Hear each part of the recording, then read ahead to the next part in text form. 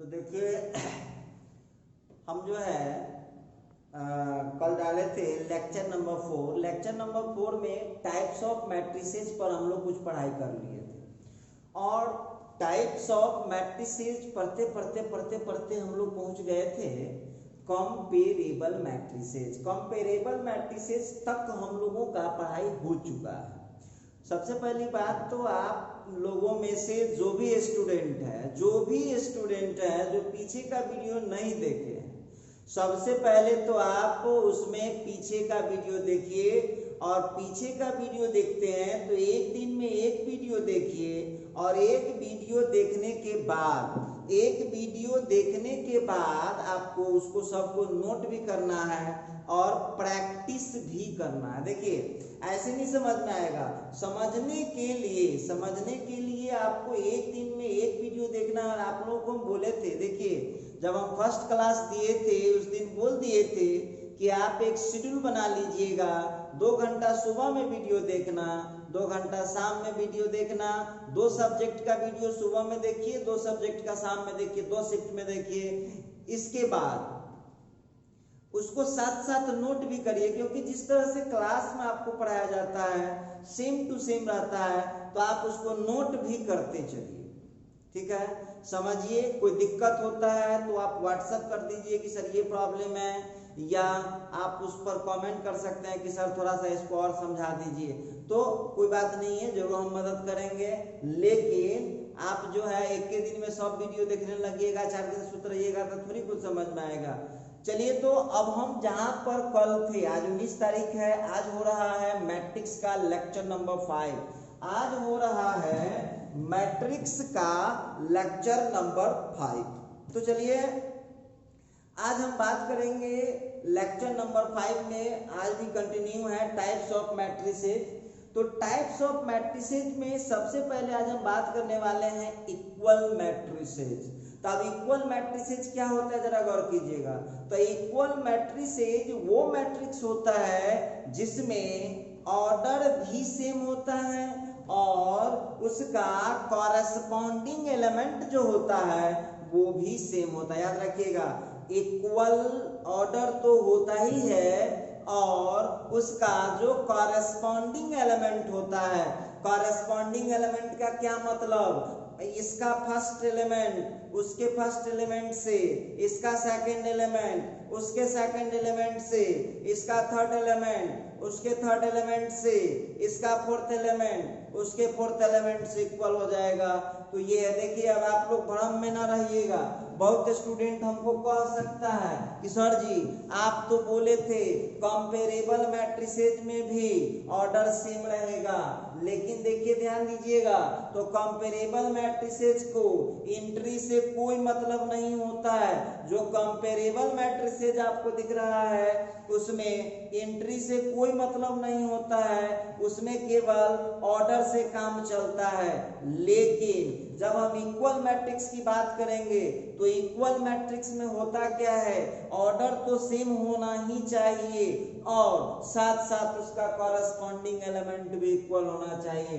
तो उस मैट्रिक्स को बोलते हैं हम इक्वल मैट्रिसेस। आइए, तो इसी चीज को जो है हम लिखने जा रहे हैं, इसी चीज को हम लिखने जा रहे हैं इंग्लिश में। तो चलिए जरा ध्यान दीजिएगा, इसी चीज को लिखने जा रहे हैं इंग्लिश में। कैसे हम क्या कर सकते हैं जरा गौर कीजिएगा। आइए, तो आगे बढ़ाते हैं कहानी को। ये है हम लोगों का टाइप, ये है इक्वल मैट्रिसेस। इक्वल मैट्रिसेस, ये है इक्वल मैट्रिसेस। अब इक्वल मैट्रिसेस में हम लोग क्या करेंगे जरा गौर कीजिएगा। जो इक्वल मैट्रिसेस होगा, इक्वल मैट्रिसेस में आप लोग ध्यान दीजिएगा, इक्वल मैट्रिसेस में 2 बातें होनी चाहिए, उसका ऑर्डर भी सेम होना चाहिए और उसका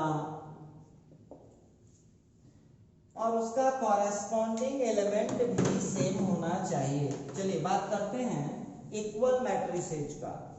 तो इक्वल मैट्रिसेस क्या होता है जरा हम लोग देख लें। इक्वल मैट्रिसेज होता क्या है, इस पर बात करेंगे।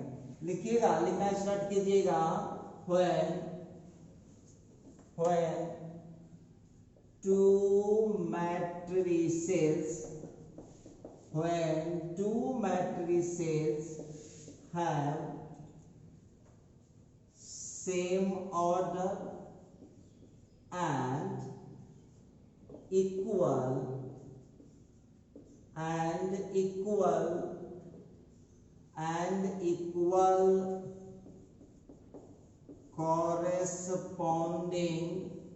and equal corresponding elements,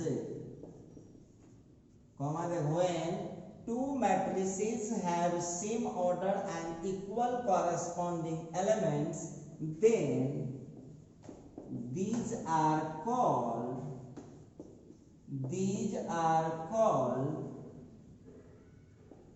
equal matrices। चलिए थोड़ा सा बात करते हैं क्या कहना चाह रहा है। when two matrices have same order, देखो हम लिखाए हैं वो चीज, हम बोलबे किए हैं वही चीज लिखे हैं। तो when माने जब टू मैट्रिसेज, दो मैट्रिक्स को, हैव मतलब होता है, सेम ऑर्डर मतलब जब दो मैट्रिक्स का ऑर्डर सेम होता है, एंड इक्वल कॉरेस्पॉन्डिंग एलिमेंट्स, और कॉरेस्पॉन्डिंग एलिमेंट इक्वल होता है। सुन लीजिए आप लोग, ऑर्डर सेम तो कंपेरेबल का भी होता है, ऑर्डर सेम इक्वल का भी होता है। तो कंपेरेबल मैट्रिसेज में एलिमेंट से कोई मतलब नहीं होता है, लेकिन जब इक्वल मैट्रिसेज की बातचीत आएगी तो इक्वल मैट्रिसेज में कॉरेस्पॉन्डिंग एलिमेंट सेम होना चाहिए। बहुत विद्यार्थी तो ये कहेगा कि सर ये कॉरेस्पॉन्डिंग एलिमेंट क्या होता है, समझिए। तो कॉरेस्पॉन्डिंग एलिमेंट का मतलब आप अपने लैंग्वेज में समझिए, कॉरेस्पॉन्डिंग का मतलब संगत होता है। तो संगत से भी मीनिंग क्लियर नहीं होगा। छोटी सी बात समझिए, अब कोई दूसरा का क्लास का बच्चा है तो उसको यदि मुकाबला करवाइएगा तो किससे मुकाबला होगा, दूसरा क्लास के बच्चा से मुकाबला होगा। तो समझिए कि सही मुकाबला हो रहा है। एक तरफ रख दीजिएगा 2 क्लास का स्टूडेंट, एक तरफ रख दीजिएगा 12th क्लास का स्टूडेंट, तो क्या वो सही मुकाबला माना जाएगा? 12th वाला तक 2 क्लास वाला के सोचे मसल देगा। तो इसका मतलब है, तो कॉरेस्पॉन्डिंग का मतलब होता है कि दोनों सेम पावर का होना चाहिए। मतलब क्लियर है? तो इसको हम लोग ऐसे समझ सकते हैं कि इसका पहला तो उसका पहला, इसका दूसरा तो उसका दूसरा, इसका तीसरा तो उसका तीसरा, इसका चौथा तो उसका चौथा। तो 2 बातें होगा। सबसे पहली बात देखिए, 2 बातें इसमें होता है। पहली बात तो इसमें ये होता है पहली बात तो इसमें ये होता है कि ऑर्डर सेम होता है, और दूसरी बात कॉरेस्पॉन्डिंग एलिमेंट भी सेम होता है। तो लिखता है देन दीज आर कॉल्ड, तो इन्हें कहा जाता है इक्वल मैट्रिसेज। तो इन्हें कहा जाता है इक्वल मैट्रिसेज। आओ भाई जरा देखते हैं कैसे क्या है, जरा हम लोग बात करेंगे। तो चलिए अब सबसे पहले इसके नोट पर बात करते हैं क्या होता है। तो इसको जो है हम लोग कैसे इसमें कहानी को थोड़ा आगे बढ़ा सकते हैं, जरा देखते हैं। नोट में when two matrices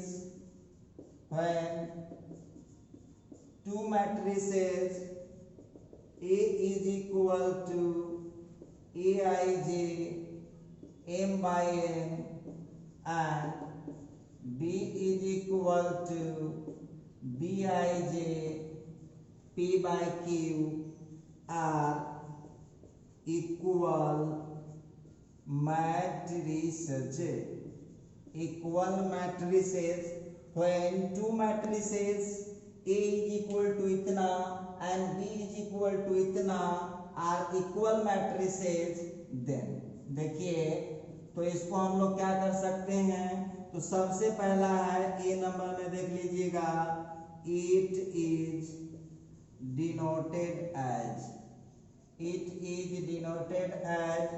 इसको हम लिख सकते हैं A is equal to B.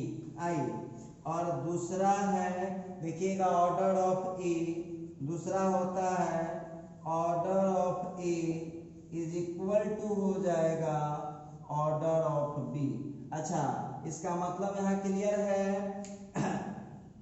A I J M cross N and B is equal to B I J P cross Q are equal matrices. ये जब इक्वल मैट्रिसेस होगा तो इसको हम डिनोट करते हैं ऐसे, और order of A is equal to order of B. इसका मतलब यहाँ क्लियर है कि एम क्रॉस एन का जो वैल्यू होगा वो पी क्रॉस क्यू के बराबर होगा।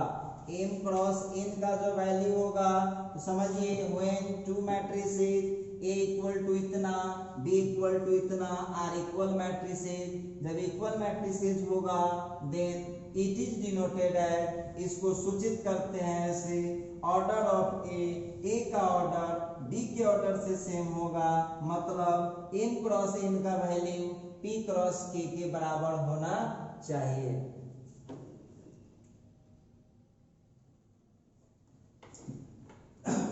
चलिए, तो अब हम देखते हैं इसका मतलब क्या हुआ। इसका मतलब यहाँ क्लियर है कि m का वैल्यू जो है वो p के बराबर होना चाहिए, और n का वैल्यू जो है वो q के बराबर होना चाहिए। m का वैल्यू p के बराबर होना चाहिए और n का जो वैल्यू है वो q के बराबर होना चाहिए था। Note number second. आइए अब c नंबर में आते हैं। तो आप लोगों को ये सबसे इम्पोर्टेंट है, इसका पहला एंट्री मतलब A11 का वैल्यू B11 से इक्वल होना चाहिए, A12 का वैल्यू B12 से इक्वल होना चाहिए, A13 का वैल्यू B13 से इक्वल होना चाहिए, A21 का वैल्यू B21 से इक्वल होना चाहिए, A22 का वैल्यू B22 से इक्वल होना चाहिए, A23 का वैल्यू B23 से इक्वल होना चाहिए। इसी तरह से बहुत सारे, एक बात कितना लिखते रहे। अब देखिए, बहुत विद्यार्थी क्या कहेगा कि सर इसको रटना होगा। नहीं, देखिए ध्यान दीजिएगा, इसको रटना क्यों नहीं होगा, तो इसका 1 1 है तो उस तरफ वाले का भी 1 1 है, इसका 1 2 है तो उस तरफ वाले का भी 1 2 है, इसका 1 3 है तो उस तरफ वाले का भी 1 3 है, इसका 2 1 है तो उस तरफ वाले का भी 2 1 है। तो इसको हम लोग ऐसे भी समझ सकते हैं। कैसे समझ सकते हैं?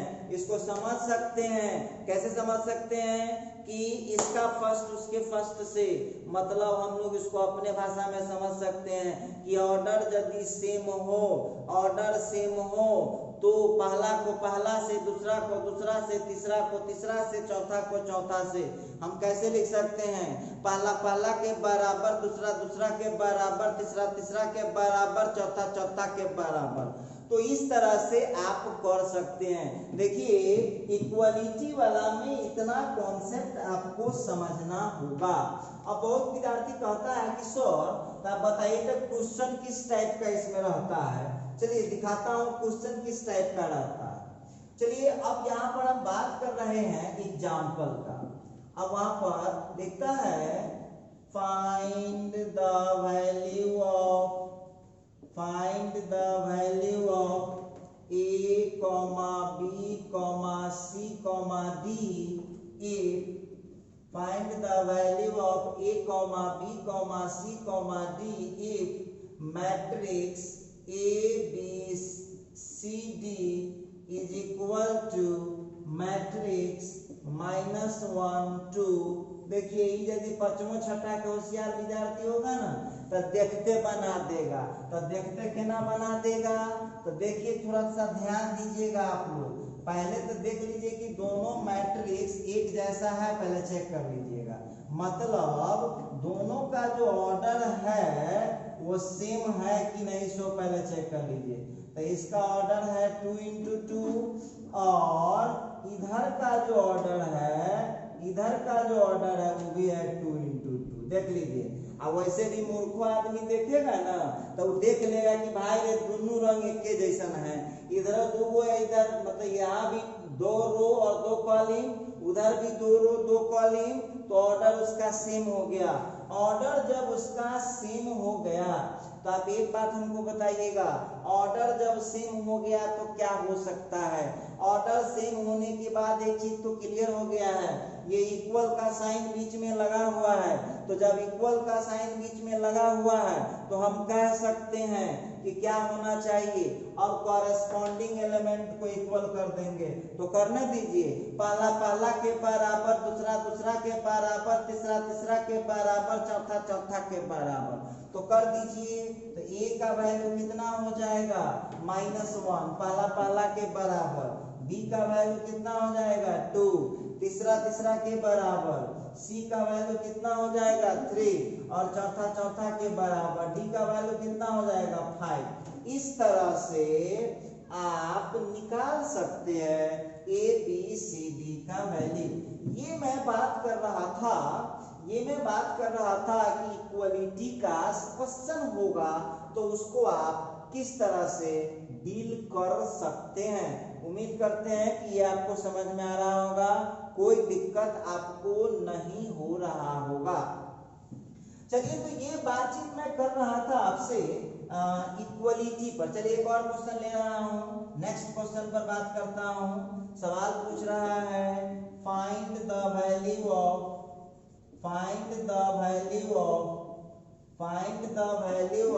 x and y, find the value of x and y if।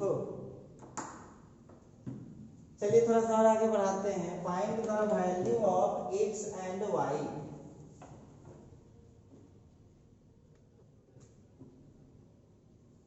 Find the value of x and y if matrices. अब देखिए जरा गौर कीजिएगा, क्वेश्चन लिख रखा है matrices x minus y 1 6 x plus y is equal to matrix.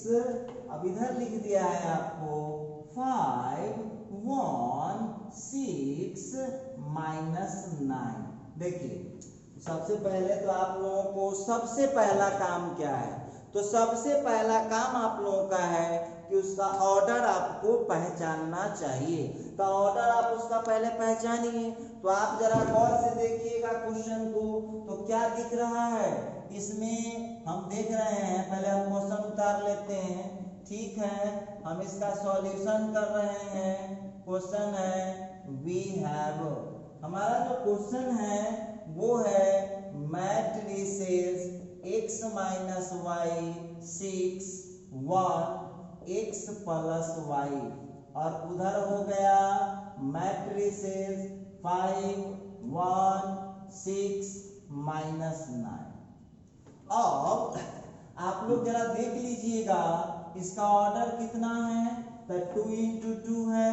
इसका order कितना है? 2 into 2 है। ऑर्डर तो सेम हो गया। तो जब ये ऑर्डर सेम हुआ तो क्या करना है? ऑर्डर जब सेम होता है तो क्या करना पड़ता है? पहला को पहला से इक्वल कर देंगे, दूसरा को दूसरा से इक्वल कर देंगे, तीसरा को तीसरा से, चौथा को चौथा से। क्या हो जाएगा? x minus y is equal to 5, 1 के बराबर 1 है ये है, 6 के बराबर 6 है ये है, और यहाँ पर हो जाएगा x plus y is equal to -9। अब देखिए इसके आगे आप लोगों को होमवर्क में दे रहे हैं, इसको सॉल्व करना है। Solving 1 and 2 we get. जब 1 और 2 को सॉल्व कर दीजिएगा तो x का वैल्यू कुछ निकलेगा और y का वैल्यू कुछ निकलेगा। ये आपको HW में दे रहे हैं, घर पर अपने से इसको सॉल्व कीजिएगा। तो यहाँ पर हम सॉल्व कर रहे थे। चलिए अब कुछ और एग्जाम्पल देखते हैं इसका। नेक्स्ट एग्जाम्पल पर आ रहा हूँ, ठीक है। क्वेश्चन है find the value of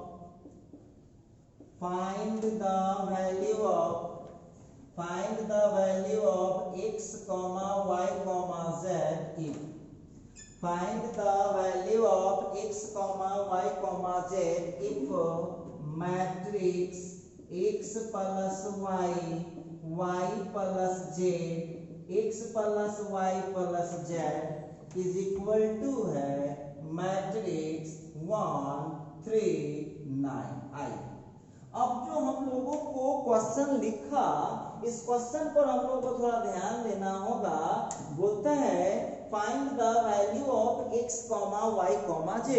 x, y, z का वैल्यू बताइए इफ यदि matrix x plus y, y plus z, x plus y plus z is equal to है 1 3 9। चलिए अब जरा हम यहाँ पर बात करने वाले थे कि कैसे क्या आगे हम लोग कर सकते हैं। तो हमारा क्वेश्चन है हमारा क्वेश्चन है यहाँ पर x plus y, y plus z, x plus y plus z, और इधर का हो गया आपका 1 3 9। ये हम लोगों का हो गया 3/1 ऑर्डर, और ये हो गया 3/1 ऑर्डर। 3/1 ऑर्डर हो गया, 3/1 ऑर्डर हो गया। जरा गौर कीजिएगा यहाँ पर, तो 3/1 ऑर्डर का यदि मैट्रिक्स हम लोगों का आ चुका है तो दोनों तरफ का ऑर्डर तो सेम हो गया। तो ऑर्डर सेम होता है तो करना क्या होता है, पहला को पहला से इक्वल कर देंगे, दूसरा को दूसरा से इक्वल कर देंगे, और तीसरा को तीसरा से इक्वल कर देंगे। तो अब क्या हो जाएगा, देयरफॉर अब x प्लस y का वैल्यू कितना हो जाएगा 1, इसको इक्वेशन 1 ले लिए, और फिर y प्लस z का वैल्यू कितना हो जाएगा 3, इसको इक्वेशन 2 ले लिए, और फिर x plus y plus z, x plus y plus z का वैल्यू कितना ले लिए 9 ले लिए। तो इस तरह से हम लोगों को 3 इक्वेशन आ चुका है। चलिए तो हम जानते हैं कि बहुत बच्चे ऐसे हैं जिनसे ये क्वेश्चन तीनों सॉल्व हो जाएगा, लेकिन कुछ बच्चे ऐसे हैं जिनसे ये क्वेश्चन सॉल्व नहीं भी हो सकता है। तो इसीलिए हम इसको सॉल्व करके दिखा रहे हैं कि कैसे आप बहुत इजीली इसको सॉल्व कर पाइएगा। तो आइए चलते हैं। सबसे पहले हम लोगों के पास फ्रॉम 3 से क्या था, x plus y plus z is equal to 9। अब देखिए इक्वेशन 1 को ध्यान से देखिए आप लोग, x प्लस y का वैल्यू कितना दिए हुआ है, x प्लस y का वैल्यू 1 दिए हुआ है। तो 1 plus z is equal to 9, या z is equal to 9 minus 1, या z इज इक्वल टू कितना हो गया 8 आ गया। तो इस तरह से एक वैल्यू आप लोगों को निकल गया। अच्छा अब आ जाइए, अब हम बात करते हैं फ्रॉम 2। अब इसमें 2 नंबर पर बात कर रहे हैं। तो 2 को देखे तो 2 में क्या है, y प्लस z का वैल्यू कितना लिए थे, y प्लस z का वैल्यू 3, आप लोग जरा चेक कर लीजिएगा।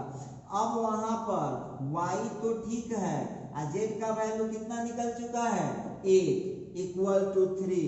अब यहाँ से y कितना हो गया 3 माइनस 8 इक्वल टू माइनस 5। तो y का कितना निकल गया, y का वैल्यू आ गया हुआ कितना -5, z निकल गया, y निकल गया। अब क्या कीजिए आप 1 को लीजिए, 1 में क्या है x plus y is equal to कितना है 1। अब करना कुछ नहीं है, x प्लस y की जगह -5 रख दीजिए। तो अब जो यहाँ पर देख रहे हैं x is equal to 1 plus 5 हो गया। तो x का वैल्यू कितना आ चुका है 6 आ चुका है। अब यहाँ से देख लीजिए आप लोग, x का वैल्यू कितना हुआ, x का वैल्यू आ गया 6, और y का वैल्यू कितना आया, y का वैल्यू आ चुका है कितना -5, और z का वैल्यू कितना, z का वैल्यू है। इस तरह से आप उसको निकाल सकते थे। तो ये हमने आपको निकाल कर बता दिया है, बहुत इजी है, आसानी से समझ में आ जाएगा। थोड़ा सा इस पर दिमाग लगाइए। अब हम थोड़ा सा आगे बढ़ते हैं, ठीक है। तो चलिए इसका एक और एग्जांपल हम लोग देख लें। एक और एग्जांपल देख लेते हैं क्या है। एक और एग्जांपल हम लोग देखते हैं क्या कहना चाह रहा है। नेक्स्ट एग्जांपल कहता है question find the value of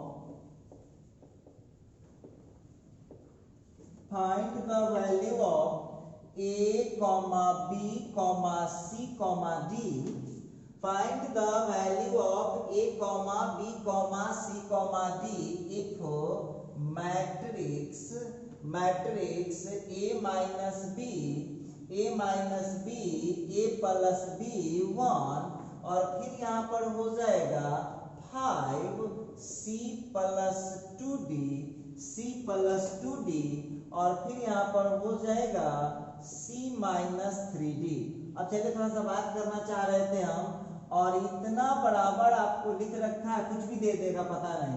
अब यहाँ पर लिख दिया मैट्रिक्स, यहाँ दे देगा 4, यहाँ दे दिया 8, यहाँ दे दिया 1, यहाँ दे दिया 5, यहाँ दे दिया 6 और यहाँ दे दिया -7। आइए अब सबसे पहली बात तो हम लोगों को जो क्वेश्चन पूछ रहा है बनाने के लिए, जरा गौर कीजिएगा क्वेश्चन पर क्या बोलना चाह रहा है क्वेश्चन।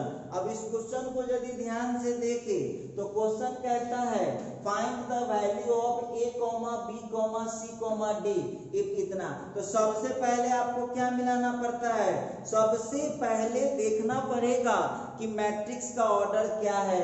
तो मैट्रिक्स को ध्यान से देखिए आप लोग, तो इसमें कितने रो है, 1 2 रो है, 1 2 3 कॉलम है। उधर जरा मिला लीजिएगा, 1 2 रो है, 1 2 3 कॉलम है। तो हम देख रहे हैं कि ऑर्डर इसका सेम है, तो आप लोगों को बनाने आ रहा है। इस सवाल में हमारे तरफ से आपको कोई हेल्प नहीं मिलेगा, ये प्योर HW आपको मिल रहा है, ये आप लोगों को बनाना है। अब आप लोग कैसे बनाइएगा वो आपका प्रॉब्लम है, बना करके रखिएगा, दिक्कत होगा हम देखेंगे। चलिए ये बात कर रहे थे कौन मैट्रिक्स का, ये बात चल रहा था इक्वल मैट्रिसेस, ठीक है। अच्छा चलिए हम इसमें अब एक नोट लिख देते हैं, फिर से एक नोट लिख रहे हैं। नोट क्या है जरा गौर कीजिएगा। When A is equal to B, when A is equal to B, then this condition is called,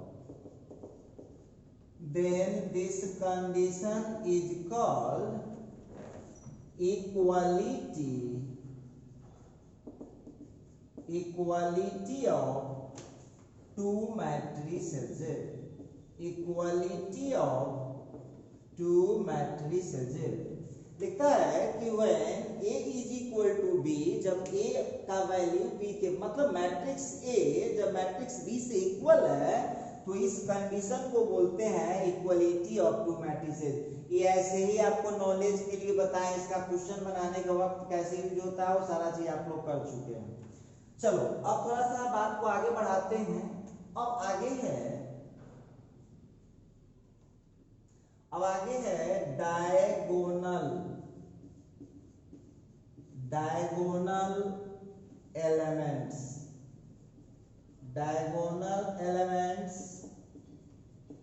of the matrix, diagonal elements of the matrix. और मैट्रिक्स में भी सब मैट्रिक्स नहीं होता है, केवल स्क्वायर मैट्रिक्स को होता है डायगोनल। चलिए अब हम बात करते हैं, आगे हम डिस्कस करेंगे इस पर कि केवल स्क्वायर मैट्रिक्स को, देखिए ध्यान दीजिएगा, केवल स्क्वायर मैट्रिक्स को ही डायगोनल क्यों होता है। एक बहुत बड़ा क्वेश्चन उठ रहा है कि केवल स्क्वायर मैट्रिक्स को ही डायगोनल क्यों होता है, बाकी मैट्रिक्स को डायगोनल क्यों नहीं होता है, क्या वजह है, क्यों ऐसा होता है। इन तमाम बातों पर हम चर्चा करेंगे, बस आप हमारे साथ बने रहिएगा। और आपसे काइंडली रिक्वेस्ट है कि पढ़ाई वाला वीडियो जब भी देखते हैं तो जितने देर का वीडियो है उससे 10 मिनट एक्स्ट्रा टाइम लेकर के बैठिए आप, और उस दौरान न कोई व्हाट्सएप का कॉल अटेंड करिए और न नॉर्मल कॉल अटेंड करिए, नहीं तो आपका कंसंट्रेशन खराब हो जाएगा। देखो बाबू ये पढ़ाई है, ये दूसरा काम नहीं है। ऐसे जब देखोगे ना वीडियो भगा करके या इधर उधर करके तो कुछ समझ में आना नहीं है। इसलिए आपको ठीक है एक बार में उतना समय नहीं होता है 4 वीडियो देखने का, तो मैथ फिजिक्स केमिस्ट्री और इंग्लिश मिला करके 4 वीडियो होता है, तो भाई उसको 2 पार्ट में बांट लीजिए ना, टाइम बांट लीजिए कि फिजिक्स का वीडियो इतना बजे देखना है, केमिस्ट्री का वीडियो इतना बजे देखना है, मैथ का वीडियो इतना बजे देखना है और इंग्लिश का वीडियो इतना बजे देखना है। ऐसे काम कीजिए और सबका लिखते जाना है और जो होमवर्क मिले उसको उसी दिन सॉल्व भी कर लेना है, तो कोई फर्क ही नहीं पड़ेगा। जैसे मैं क्लास में पढ़ाता हूँ उस तरह से देख लीजिए आपको पढ़ा रहा हूँ कि नहीं पढ़ा रहा हूँ, तो क्या दिक्कत है, उस समय भी मैं ही पढ़ाऊंगा, अभी भी मैं ही पढ़ा रहा हूँ। तो चलिए, तो डायगोनल मैट्रिक्स, पहले तो डायगोनल एलिमेंट क्या होता है, पहले हम लोग को बात करना पड़ेगा कि डायगोनल एलिमेंट क्या होता है। चलिए तो बात करते हैं, in every matrix, in every लिखना शुरू कीजिए, इन every square matrix, in every square matrix, in every square matrix the elements in which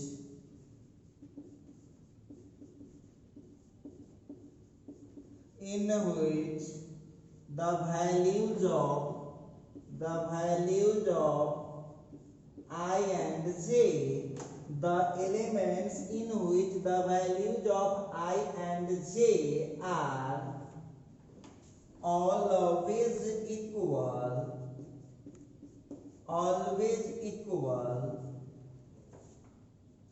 are called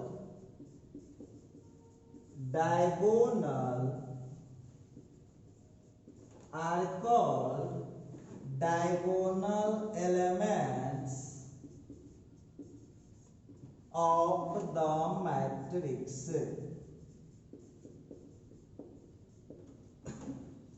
लिखता है इन एवरी स्क्वायर मैट्रिक्स, प्रत्येक स्क्वायर मैट्रिक्स में जरा गौर कीजिएगा, लिखता है इन एवरी स्क्वायर मैट्रिक्स, प्रत्येक स्क्वायर मैट्रिक्स में द एलिमेंट्स, वो एलिमेंट इन विच जिसमें the values of I and J, I तथा जे का वैल्यू आर ऑलवेज इक्वल, हमेशा इक्वल होता है, आर कॉल्ड कहलाता है diagonal elements of the matrix. देख लीजिए आप लोग, आप जानते हैं इंट्री को क्या चीज से लिखते हैं, तो ए I J, suffix A I जे लगा के लिखते हैं। तो जो सफिक्स ए आई जे आप लिखते हैं, जो सफिक्स ए आई जे आप लिखते हैं, तो उसमें आई और जे जो होगा उसका वैल्यू जिस पोजीशन पर सेम हो जाएगा, उसी पोजीशन, उस एलिमेंट का नाम पड़ जाएगा डायगोनल एलिमेंट्स। क्या लिखा,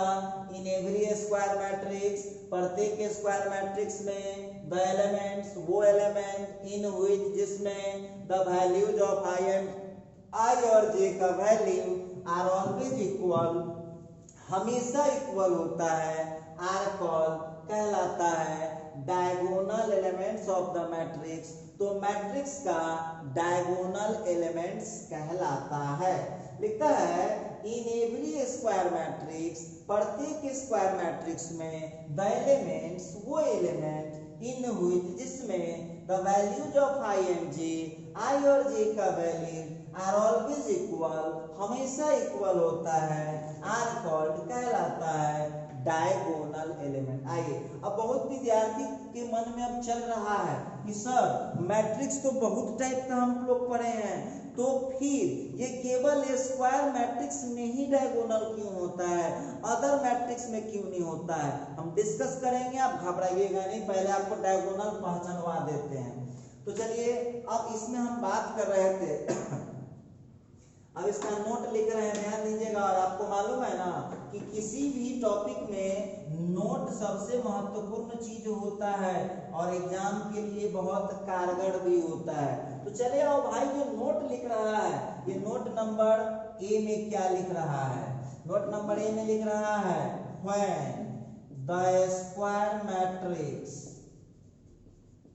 when the square matrix, when the square matrix A is equal to Aij. When the square matrix A is equal to Aij and n has diagonal elements,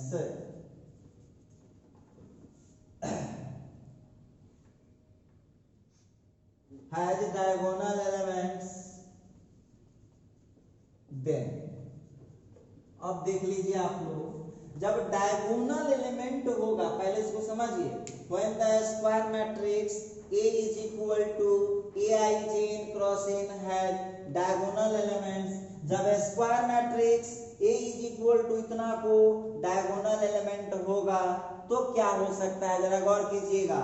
तो इसको आप क्या लिख सकते हैं, जरा गौर कीजिएगा, कौन कौन होगा डायगोनल एलिमेंट, डायगोनल एलिमेंट, तो उस पर आप लोग जरा गौर कीजिएगा। चलिए अब थोड़ा बात करते हैं हम लोग। देन तो क्या हो जाएगा, अब जरा गौर कीजिएगा, तो यहाँ पर A11, अब A11 में हम आपसे पूछ रहे हैं, अब आप हमको बताइएगा।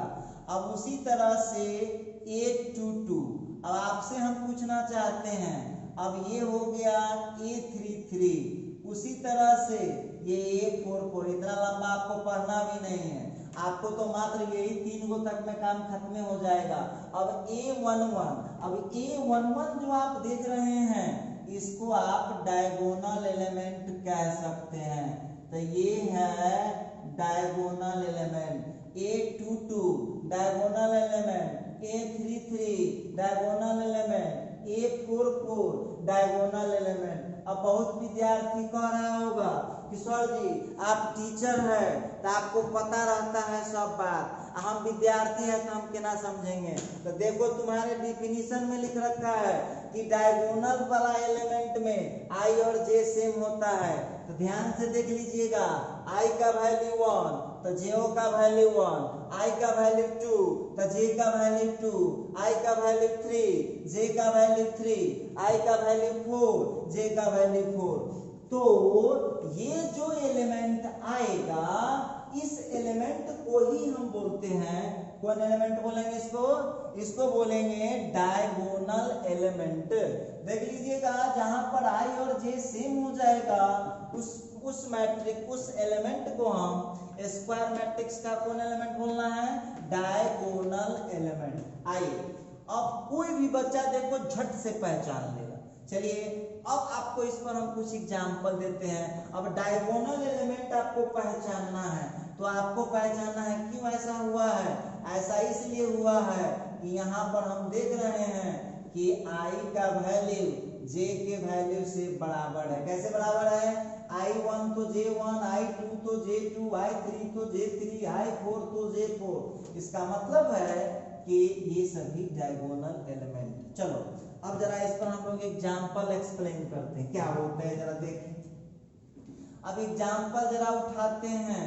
अब हम A कोई स्क्वायर मैट्रिक्स लेते हैं, A कोई स्क्वायर मैट्रिक्स ले लिए, अब ले लो ये A11, तो अब यहाँ पर जो देख रहे हैं ना आप लोग, तो यहाँ जो देख रहे हैं तो यहाँ पर क्या हो जाएगा, A11 क्या कहलाएगा, तो A11 कहलाएगा कौन एलिमेंट, डायगोनल एलिमेंट। कैसे पहचानिएगा, बोलिए कैसे पहचानिएगा आप लोग। तो पहचानने के लिए बहुत सिंपल पहचान है, ये पहले तो स्क्वायर है, चेक कर लीजिएगा। और जो एंट्री दिख रहा है उसमें जितना आई होगा उतना ही जे होगा, तो समझ लीजिएगा कि ये कौन एलिमेंट है, डायगोनल एलिमेंट है। अच्छा आइए और हम लोग एक आध चर्चा और कर लें। जैसे अब एक मैट्रिक्स आपके सामने रख दिया है, ध्यान दीजिएगा। अब सवाल लिख दिया A11, A12, A21 और A22। अब आप लोग पहचान के हमको बताइए कि इस मैट्रिक्स में कितना डायगोनल एलिमेंट दिख रहा है। तो इसमें आपको दो डायगोनल एलिमेंट दिख रहा होगा। डायगोनल एलिमेंट, अब देखिए, अब बहुत विद्यार्थी हमसे ये भी क्वेश्चन कर सकता है कि सर इस दोनों को डायगोनल एलिमेंट आप क्यों नहीं कह रहे हैं? तो डायगोनल एलिमेंट कब होता है? जब i और j दोनों सेम होता है। इसमें आप देख लीजिए, i का वैल्यू 1 है, j का वैल्यू 2 है, इसीलिए डायगोनल एलिमेंट नहीं होगा। यहाँ देख लीजिए, i का वैल्यू 2 है, j का वैल्यू 1 है, इसीलिए डायगोनल एलिमेंट नहीं होगा। लेकिन इसको ध्यान से देखिए, जितना i है उतना ही j है, जितना i है उतना ही j है, तो ये क्या कहलाएगा? Diagonal element. अच्छा, तो हम यहाँ पर कह सकते हैं, इसका मतलब है कि यहाँ डायगोनल एलिमेंट्स कौन होगा? तो यहाँ जो होने वाला है डायगोनल एलिमेंट्स, कौन होने वाला है डायगोनल एलिमेंट्स? तो ये होने वाला है a11 एंड a22। आइए और थोड़ा सा इसको क्लियर करते हैं, तो लीजिए नेक्स्ट एग्जांपल पर बात करते हैं। एक सवाल ले लेता हूँ, ये स्क्वायर मैट्रिक्स था 2 into 2 ऑर्डर का, ठीक है। अब जरा इस पर हम बात करते हैं, a11, a12, a13, a21, a22, a23, a31, a32 और फिर a33। अब हम आपसे एक बात पूछना चाह रहे हैं, अब जरा इस पर ध्यान दीजिएगा और आप सब लोग हमको पहचान के बताइए कि इसमें डायगोनल एलिमेंट कौन कौन है। तो आपको देखना होगा कि कहाँ कहाँ आई जे सेम है। तो आप लोग इसको जरा गौर से देख लीजिएगा, ये आई जे कहाँ कहाँ सेम है, तो आपको दिख रहा होगा। बाकी कहीं देखिए तो आई जे सेम दिखाई दे रहा है, हर जगह डिफरेंट है, यहाँ भी डिफरेंट, यहाँ भी डिफरेंट, यहाँ भी डिफरेंट। तो डायगोनल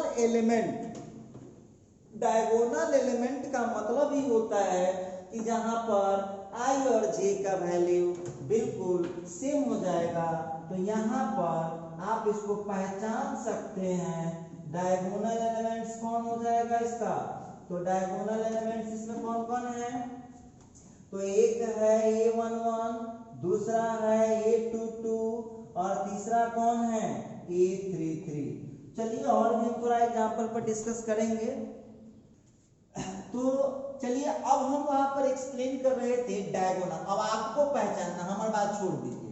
चलिए नेक्स्ट एग्जांपल पर बात करते हैं। एक क्वेश्चन ले रहा हूं, a इज इक्वल टू, और यहाँ सीधे लिख दिया -10, ठीक है।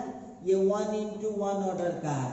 अब आप हमको बताइएगा तो इसमें जो है डायगोनल एलिमेंट कौन है? तो भाई इसमें तो एक गो ये है, तो यही हो जाएगा इसका डायगोनल एलिमेंट। तो डायगोनल एलिमेंट ये a11 है और a11 का जो वैल्यू है वो कितना है? वो है -10। चलो ये हो गया डायगोनल एलिमेंट। उसी तरह से अब इसमें जरा पहचानना भाई, अब a इज इक्वल टू एक मैट्रिक्स दे रखा है 5, 9, 2, -7। अब जरा इस पर हम लोग बातचीत करें, ये 2 into 2 ऑर्डर का है, तो अब आप हमको बताइएगा, तो यहाँ पर हो जाएगा डायगोनल एलिमेंट्स। डायगोनल एलिमेंट्स इसका कौन कौन होगा? तो डायगोनल एलिमेंट्स जो यहाँ पर हो रहा है, तो ये हो रहा है 5 और एक हो रहा है -7। क्यों? क्योंकि 5 जो है वो a11 है और -7 जो है वहाँ कौन है? a22 है। तो आपको क्या बताया गया डायगोनल में? तो डायगोनल में तो आपको बताया ही गया है डायगोनल एलिमेंट में कि i और j दोनों सेम होता है। चलिए एक और एग्जांपल यहाँ से उठाते हैं हम लोग। अब एक एग्जांपल ले लिया, a इज इक्वल टू 1, 2, 3, 5, -6, 7, 0, 1, -8। अब इसमें हम लोगों को ये 3 into 3 ऑर्डर का है, तो 3 into 3 ऑर्डर का है। अब यहाँ पर डायगोनल एलिमेंट कौन होगा? तो डायगोनल एलिमेंट्स कौन हो जाएगा? तो इसका डायगोनल एलिमेंट्स होने जा रहा है ये वाला, ये हो गया 1, -6, -8। क्यों? क्योंकि a11 का वैल्यू यहाँ 1 है और a22 का वैल्यू कितना है? -6 है और A33 का वैल्यू -8 है।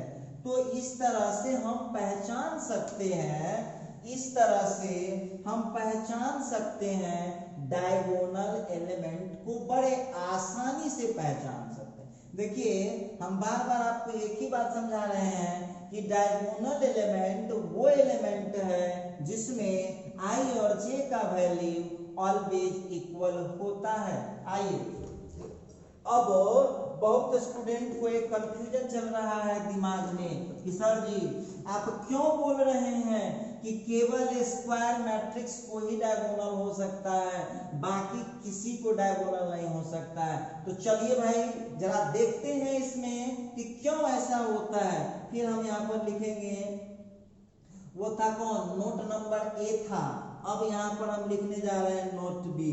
अब चलो भाई तो नोट बी पर हम चर्चा करते हैं।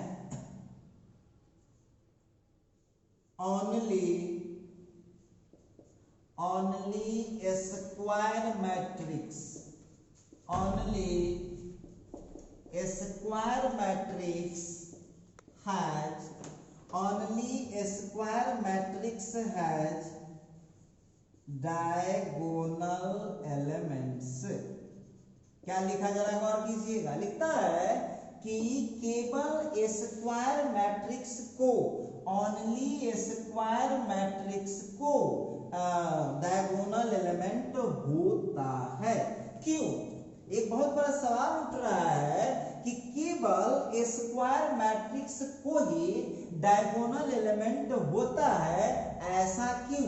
Only square matrix has diagonal elements, केवल स्क्वायर मैट्रिक्स को डायगोनल एलिमेंट होता है।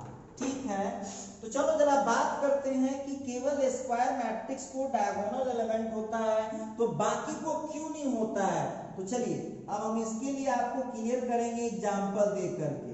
अब आपके सामने में एक एग्जांपल आ रहा है, आप लोग भी बहादुर हैं। अब आपसे हम पूछना चाहेंगे, ये जो मैट्रिक्स है, ये मैट्रिक्स जो आप लोगों को दिख रहा है, इसको आप लिख सकते हैं A11 और इसको लिख सकते हैं A12। हम आपसे पूछना चाह रहे हैं, हम आपको पूछना चाह रहे हैं कि A11 तो है, क्या ये डायगोनल बना रहा है? तो आप लोग यहाँ पर ध्यान से देखिए कि ये डायगोनल नहीं बना रहा है।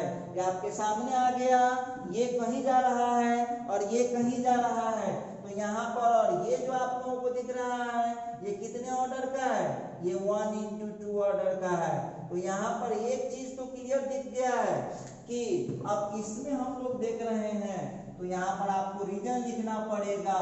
हेयर नो एनी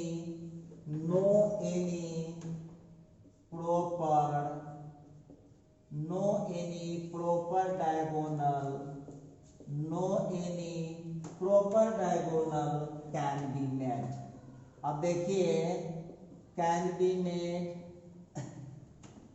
यहाँ क्या देख रहे हैं? नो एनी, कोई नहीं। आप प्रॉपर माने सही, यहाँ कोई भी सही डायगोनल कैन बी मेड नहीं बनाए जा सकते हैं। तो इसका मतलब क्या कारण है? इसका कारण है सिंस ए, अब देख लीजिए वो कौन मैट्रिक्स है, तो ये है रेक्टेंगुलर मैट्रिक्स। ये जो आप लोग देख रहे हैं ये है आपका रेक्टेंगुलर मैट्रिक्स। ये रेक्टेंगुलर मैट्रिक्स है, इसीलिए नहीं बना है। बहुत स्टूडेंट को शक हो रहा होगा कि सर जी थोड़ा सा और क्लियर कीजिए। बिल्कुल बात करूंगा। अब एक सवाल और लेता हूं। अब यहाँ देख लीजिएगा A11, A12, A13। हम आपसे पूछना चाहेंगे A11, A12, A13 क्या ये डायगोनल बना रहा है? डायगोनल बिल्कुल नहीं बना रहा है। तो डायगोनल नहीं बना रहा है तो वही कारण यहाँ भी लिखाएगा जो उसमें लिखाया है। बस यहाँ क्या देख रहे हैं? हेयर नो एनी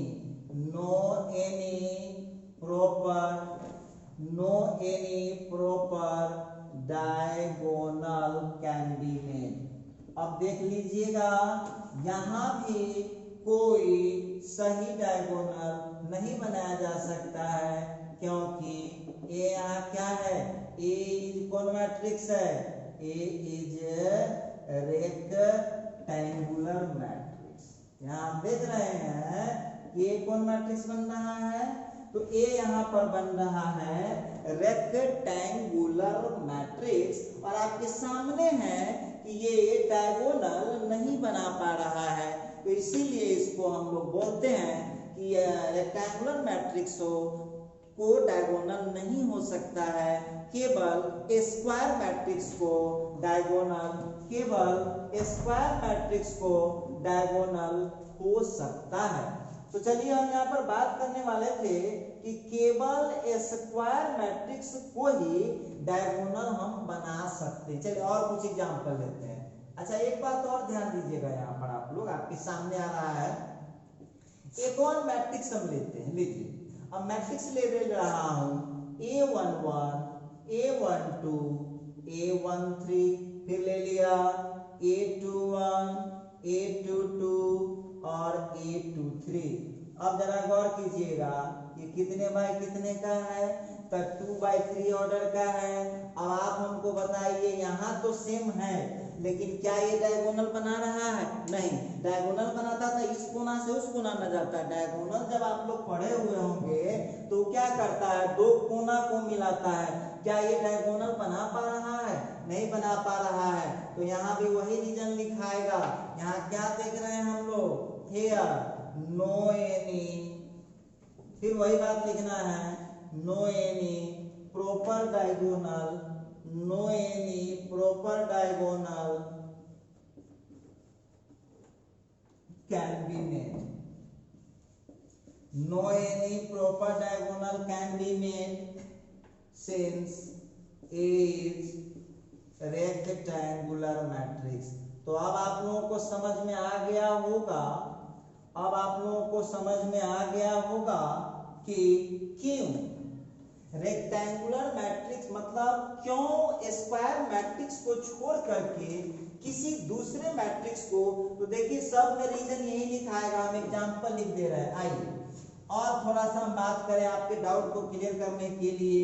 अब हम आपसे पूछना चाह रहे हैं कि ये A11 और A21, अब ये जो मैट्रिक्स आपको दिख रहा है ये है 2/1 ऑर्डर का। अब 2/1 है तो ये है, तो क्या फिर वही चीज लिख दीजिएगा, नो एनी प्रॉपर डायगोनल, बस रीजन वही लिखना है।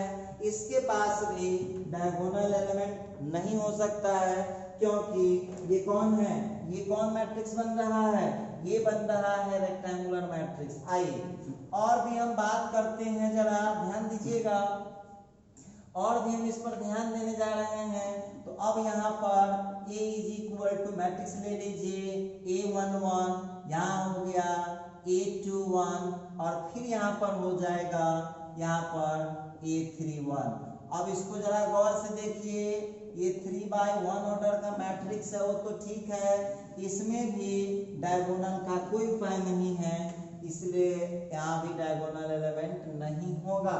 अच्छा, नेक्स्ट एग्जांपल फिर लेते हैं, जरा गौर कीजिएगा इस सवाल पर। अब यहाँ पर हम लोग देख पा रहे हैं, एक और सवाल ले लेता हूँ। ये हो गया A11, A12, फिर यहाँ पर A21, A22, फिर यहाँ पर ले रहा हूँ A31 और फिर A32।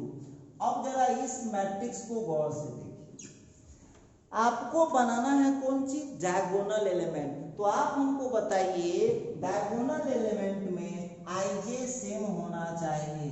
क्या ये डायगोनल एलिमेंट बना रहा है? क्या यह एक डायगोनल एलिमेंट बना पा रहा है? आपके सामने है, क्या आप देख पा रहे हैं डायगोनल बना पा रहा है? तो डायगोनल नहीं बना पा रहा है, क्यों? क्योंकि ये रेक्टेंगुलर मैट्रिक्स है। चलिए अब आप लोगों को एक आध और एग्जांपल खुद से निर्णय लेना है आपको कि क्यों नहीं बना पा रहा है। 1 - 1 2 3 4 0, जरा इसको देख लीजिए, ये भी डायगोनल नहीं बना पा रहा है, तो इसके पास भी डायगोनल है तो यहाँ पर, लेकिन ये डायगोनल नहीं बना पा रहा है। उसी तरह से एक आध एग्जांपल और ले लेता हूँ, 2 - 5 0 7 3 - 8। अब ये जो आप देख पा रहे हो ये 3 इंटू 2 ऑर्डर का है, ये इक्वल तो है लेकिन ये कंप्लीट डायगोनल नहीं बना पा रहा है, इसीलिए हम कह सकते हैं कि केवल स्क्वायर मैट्रिक्स को ही डायगोनल एलिमेंट हो सकता है। Therefore we can say that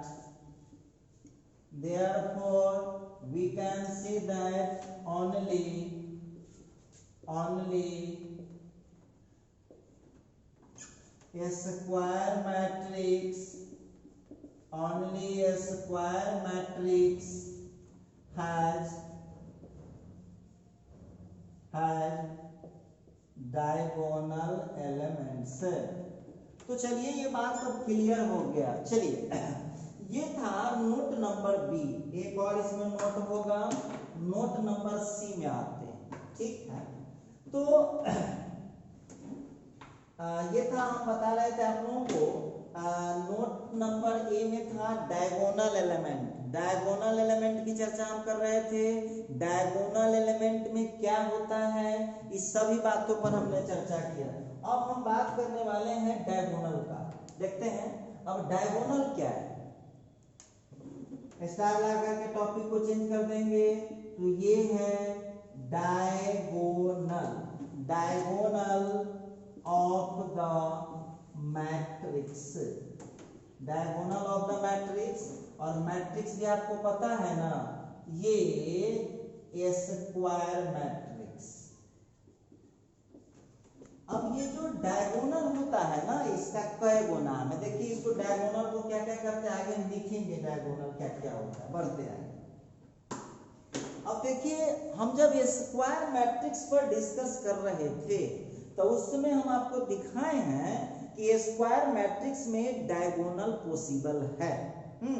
तो डायगोनल बहुत सीधी सीधी बात है कि डायगोनल एलिमेंट जिस लाइन पर होगा, गौर कीजिएगा डेफिनेशन उसका, डायगोनल एलिमेंट जिस लाइन पर होगा वह लाइन जिस पर डायगोनल एलिमेंट रहता है, वह लाइन जिस पर डायगोनल एलिमेंट रहता है, उस लाइन को बोलते हैं डायगोनल ऑफ द मैट्रिक्स। देखिए ध्यान दीजिएगा डेफिनेशन पर, किसी भी स्क्वायर मैट्रिक्स में डायगोनल एलिमेंट जिस लाइन पर रहता है उस लाइन को हम बोलते हैं डायगोनल ऑफ द मैट्रिक्स। चलिए तो इसका जरा डेफिनेशन देख लेते हैं, फिर बात करते हैं आगे। नेक्स्ट बातचीत करते हैं। लिखता है इन every square matrix, in every square matrix, in every square matrix, the line on which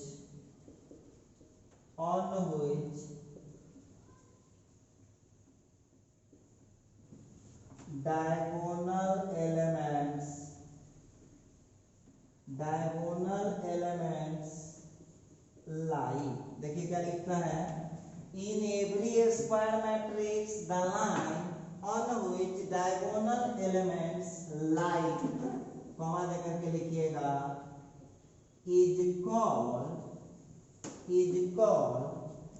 diagonal। देखिए अब इसका क्या नाम है से जरा ध्यान दीजिएगा। डायगोनल भी कह सकते हैं, इसी को हम लोग प्रिंसिपल डायगोनल भी कहते हैं। प्रिंसिपल डायगोनल इसी का नाम, या इसी को हम लोग बोलते हैं मेन डायगोनल। मेन डायगोनल और लीडिंग डायगोनल।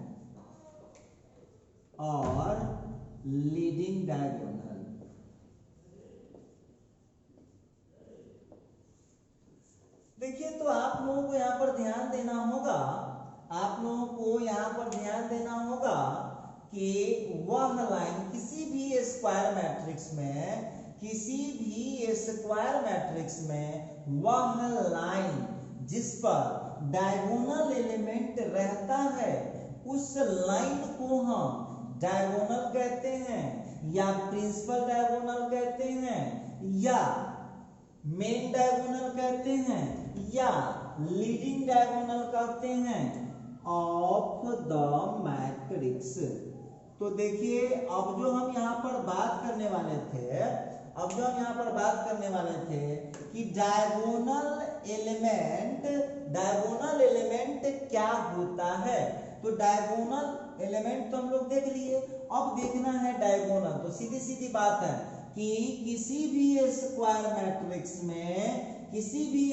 मैट्रिक्स में जिस लाइन पर डायगोनल एलिमेंट होगा उसी लाइन को बोलते हैं हम diagonal of the matrix. Diagonal का 4 गो नाम है, लीडिंग डायगोनल, मेन डायगोनल और principal diagonal.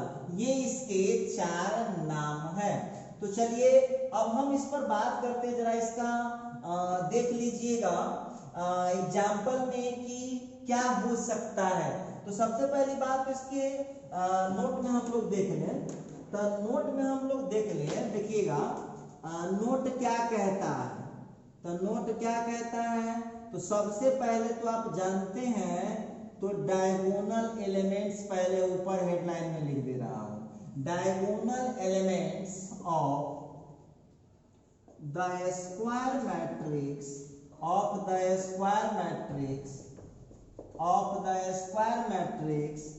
A is equal to Aij n cross n r हो जाएगा A11, A22, A33, A44। देखिए, और इससे आगे का जो हम दिखाएंगे वो आपको 20 तारीख के वीडियो में दिखाएंगे।